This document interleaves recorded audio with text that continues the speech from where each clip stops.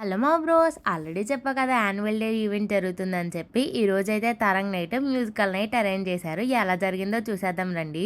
Act play అయిపోయాక VC sir అయితే stage మీద కన్వర్ట్ చేసి కాసేపు మాట్లాడించాక అయితే మ్యూజిక్ స్టార్ట్ చేశారు. చాలా బాగా జరిగింది. లాస్ట్ వరకు